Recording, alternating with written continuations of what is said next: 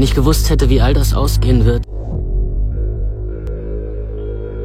Assalamualaikum Wilujeng Tepang. Kali ini saya akan sedikit mengulas sebuah film bergenre technocrime yang penuh aksi menegangkan. Langsung saja kita intro. Check it out. Ich bin einer der meistgesuchten Hacker der Welt. Wer bin ich? Ich bin Benjamin. Und das ist meine Geschichte.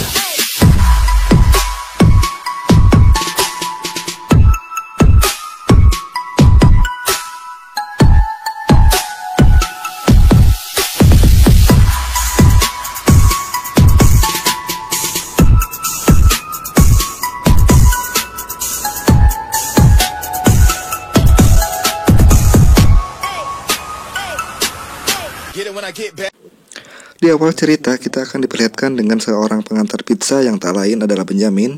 Dia pun mengantarkan pizza pesanan mahasiswa yang terlihat sedang mengerjakan tugas. Namun tak disangka salah satu dari mereka mengejek dan tidak ingin membayar karena ada kesalahan dari pesanannya. Salah satu mahasiswa yang tak lain adalah Mary, wanita yang Benjamin suka semasa sekolah, membelanya dan mengatakan jika Benjamin bisa mengambil soal ujian maka Mary akan memberinya 100 euro. Dan tidak berselang lama Benjamin pun pergi. Das ist so ein Arsch. Das passt schon. Danke. Saat beristirahat di rumah, Benjamin pun teringat dengan perkataan Mary, wanita yang diidam-idamkannya. Dan pada malam itu juga Benjamin berangkat ke Universitas Pajajaran untuk mencuri data ujian yang diinginkan Mary. Namun, tak diduga saat Benjamin mencuri data ujian, dia pun terjituk oleh Bapak Hansip dan Benjamin pun ditangkap. Akibat pelanggaran yang ia perbuat, Benjamin pun terkena sanksi sosial selama 50 jam dengan membersihkan sampah di pinggiran kota. Di sisi lain, saat Benjamin berada di sebuah lorong, terlihat seorang pria yang sama-sama terkena sanksi sosial dan pria itu bernama Max. Benjamin pun menceritakan peretasan yang ia lakukan. Karena penasaran, Max pun mengundang Benjamin di sebuah pesta. Was ist denn dein Ding, hä? Hab einen Uniserver gehackt. Ich bin Max. Benjamin. Pada malam harinya, Benjamin pun pergi ke pesta tersebut dan tak diduga Benjamin melihat Mary berada di sana. Tidak berselang lama, Max pun muncul dan mengajak Benjamin ke sebuah ruangan. Di ruangan itu pun Benjamin sudah ditunggu oleh kedua teman Max yang bernama Stefan dan Paul. Stefan. Paul war der totale Hardware-Freak. Masing-masing dari mereka mempunyai keahlian di dunia software dan hardware. Saat di dalam ruangan, mereka pun meminta Benjamin untuk membuktikan perkataannya. Tidak berlama-lama, Benjamin pun mulai meretas sambungan listrik di komplek itu. Dan bingo, listrik pun padam. Tidak berselang lama, datang beberapa polisi ke tempat itu, dan mereka pun bergegas pergi.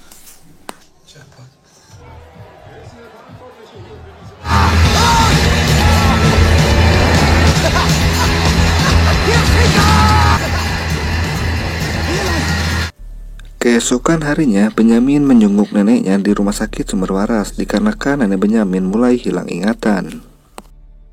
Meine Oma war vor 4 Jahren mit Alzheimer diagnostiziert worden.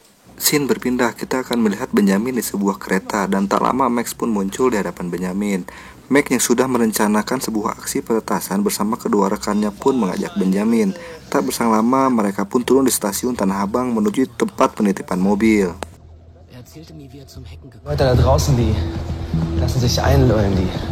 Saat sampai di tempat penitipan mobil, mereka pun sudah ditunggu oleh kedua teman Max. Tak berselang lama mereka pun mengambil salah satu mobil di tempat itu. Dan mereka pun pergi ke tempat yang sudah Max rencanakan.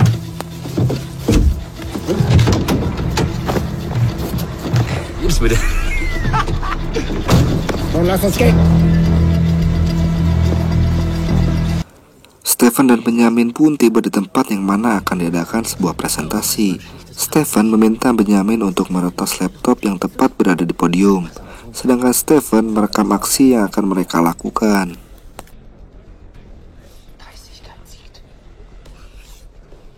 Benjamin pun terlihat gugup karena ini hal pertama yang ia lakukan di depan umum. Dengan rasa gugupnya, Benjamin pun mulai mendekati laptop dan melakukan peretasan.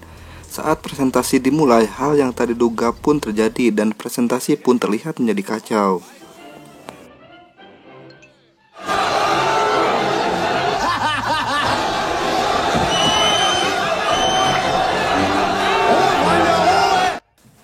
Akibat dari peretasan tersebut, mereka pun dikejar oleh beberapa orang penjaga di sana, dan mereka pun bergegas pergi dari tempat itu.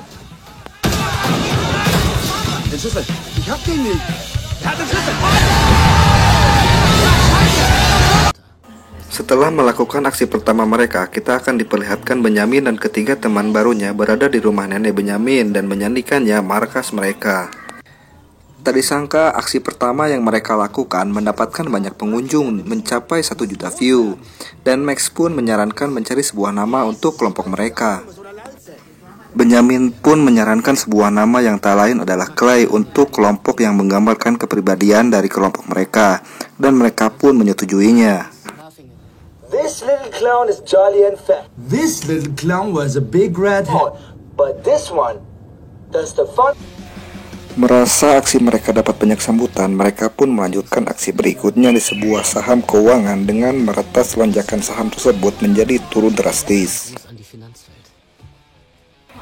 Akibat dari aksi yang mereka lakukan membuat banyak investor Jerman mendapat keuntungan yang besar karena trafik saham keuangan Asia yang sangat kacau. Wesentlich geringer fällt der Einfluss auf die deutsche Börse aus. So setzt der DAX auch heute seinen Gipfelsturm.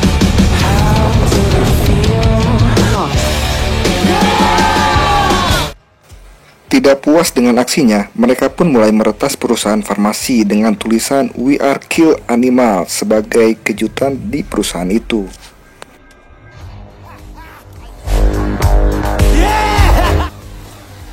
Dari beberapa aksi yang mereka lakukan, nama Clay pun mulai terkenal di dunia maya dan menjadi sorotan media termasuk pihak keamanan dikarenakan kelompok Clay yang telah meresahkan dan membuat kacau di beberapa pihak. Wer steckt hinter dieser Maske? Handelt es sich eine kriminelle? Suatu malam, terlihat Max yang sedang menunggu kabar dari hacker idolanya, yaitu Mr. X. Tak disangka Mr. X pun memberikan pernyataan yang membuat Max kesal karena aksi yang mereka lakukan selama ini tidak ada apa-apanya untuk Mr. X.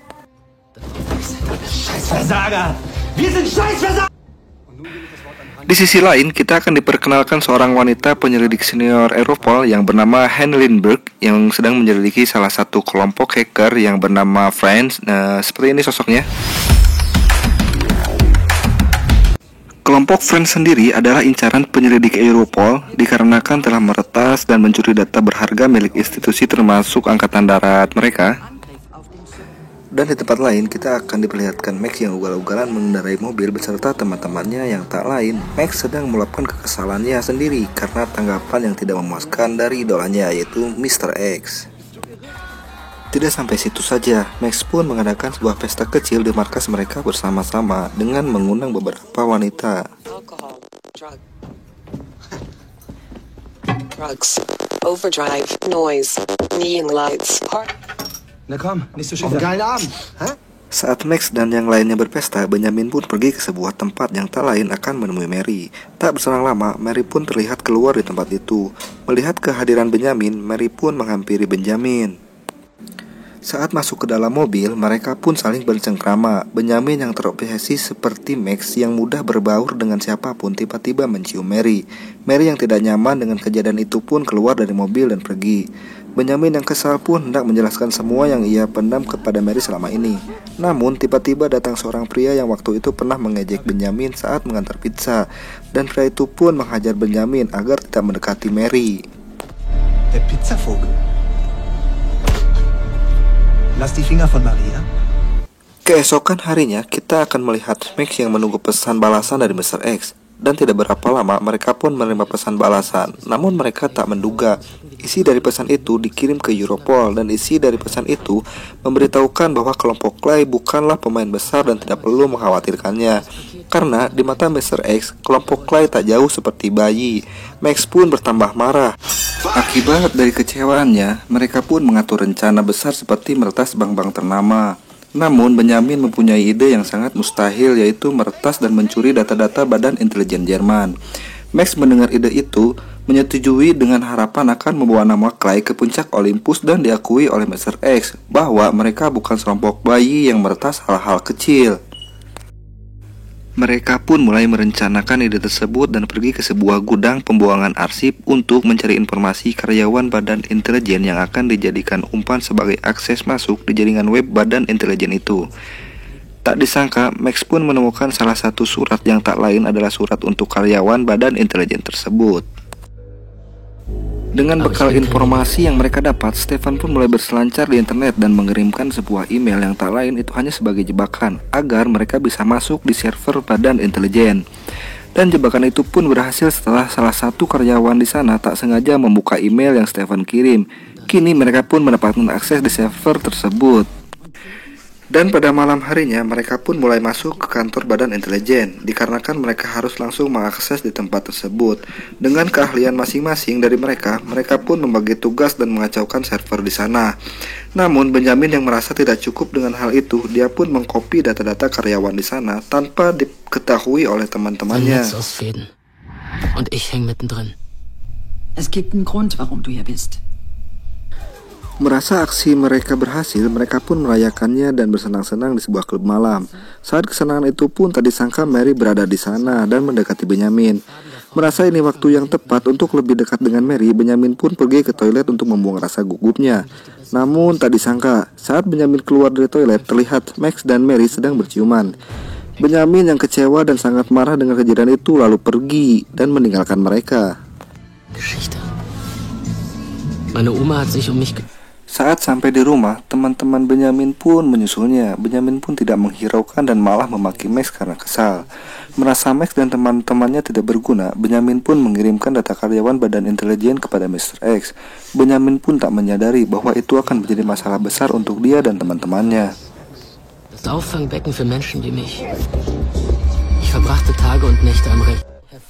Dan benar saja, pihak Europol mendapatkan Krypton telah tewas setelah kejadian peretasan di Badan Intelijen Jerman. Dan perlu diketahui, Krypton adalah salah satu anggota dari kelompok hacker yang bernama Friend. Benjamin pun tak menyangka ternyata dalang dari pembunuhan itu adalah Mr. X. Dan Mr. X sendiri telah menjual data Badan Intelijen Jerman kepada Rusian Cyber. Fakta lainnya, ternyata Mr. X sendiri adalah anggota dari kelompok hacker yang bernama Friend. Keesokan paginya, Benjamin dikejutkan oleh ketiga temannya. Benjamin pun mengusir mereka dan mengatakan kalau Max tidak bisa apa-apa yang hanya memperalat Benjamin dan kedua temannya. Max pun marah dan mereka berdua pun berkelahi. Tak sengaja mereka pun mendengar berita kematian Krypton. Setelah kejadian peretasan di Badan Intelijen Jerman yang Benjamin sendiri sudah mengetahuinya. Hackers aufgefunden. Sein Tod, die Leiche eines unter dem Pseudonym Krypton. Jetzigen Zeitpunkt lässt sich nur klar sagen, dass sich die Hackergruppe. Teman-teman Benjamin pun mencurigainya dan bertanya apa yang Benjamin ambil selain meretas printer. Benjamin pun menjelaskan apa yang ia lakukan dan memberitahu bahwa dalang dari semua ini adalah kelompok hacker Friend yang tak lain Mr. X sendiri. Benjamin pun mengakui bahwa apa yang terjadi adalah kesalahannya. Mereka pun berencana menjebak Mr. X dengan trik IP mereka. Takut akan akhirnya diketahui Europol, mereka pun menggunakan server perpustakaan umum.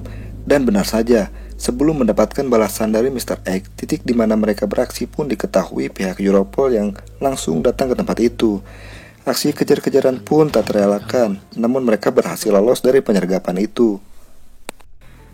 Benjamin yang merasa bersalah pada teman-temannya, dia pun melakukan aksinya sendiri untuk menjebak Mr. X dengan memberikan sebuah trojan yang dimana ketika Mr. X membukanya akan membuka kedok Mr. X yang langsung dikirim ke pihak Europol.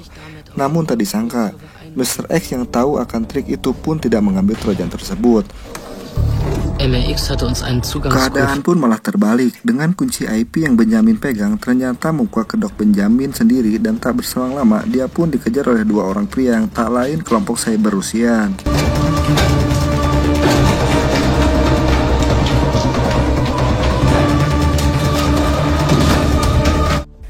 Benjamin pun kembali menemui teman-temannya dan menyuruh mereka pergi karena semua pihak telah mengetahui Benjamin. Namun mereka menolaknya dan akan menyelesaikannya bersama-sama. Mereka pun mengatur rencana agar Benjamin menemui pihak Europol dan menceritakan semua kejadiannya agar mendapatkan izin untuk meminjam akses IP mereka dan menjebak Mr. X. Namun Benjamin meminta agar namanya dibersihkan dan tak terlihat lagi. Benjamin pun mendapat izin menggunakan alamat IP Europol dan memulai aksinya untuk menjebak dan membuka kedok Mr. X. Dengan trik yang ia pelajari dari Mr. X, Benjamin pun mulai memancing Mr. X. Tak disangka triknya pun berhasil dan kedok dari Mr. X pun terbongkar. Dari semua kejadian itu, Mr. X pun langsung ditangkap. Setelah semua itu selesai, Benjamin dan teman-temannya dibersihkan dari catatan kriminal dan bermulai hidup baru. Wir sind alle unsichtbar. Keine Sorge. Und wenn Sie es doch checken?